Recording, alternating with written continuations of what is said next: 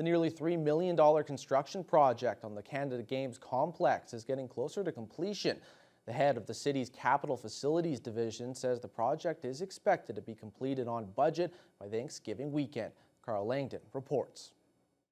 Since it first opened to the public in 1981, the Canada Games complex has been serving Thunder Bay for over 40 years. Kelvin Jankowski with the city's capital facilities construction division says it's those 4 decades of service that necessitated updates to the HVAC system, which will greatly increase the building's energy efficiency. We're going to have a lot better control of the HVAC systems and the efficiencies, energy efficiency of the facility. So from our end, from a facilities perspective, there's going to be some really positive outcomes here. 80% of the $3 million price tag is being covered by the federal government's Green and Inclusive Community Building Fund. The work is expected to cut net annual greenhouse gas emissions by 276 tons and reduce utility costs by $128,000 a year. Beyond those behind-the-scenes upgrades, crews are working hard renovating the change rooms, including all new accessibility facilities.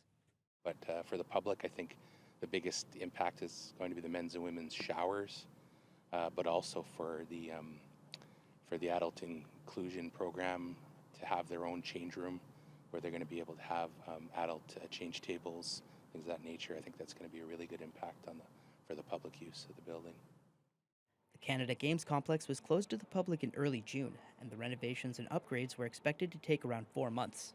Jankowski says the way things are moving along, he's confident they'll be able to meet that timeline. We're still on track to get the construction done within the 4-month window that was originally anticipated, plus or minus a few days. The Canada Games complex staff is looking to open around Thanksgiving weekend, either just before or just after. Completion of the accessible change room will continue on past the date that the complex opens, but Jankowski offered a few words of reassurance, saying that the project won't get in the way of the public's use of the facility. Carl Langdon, TBT News.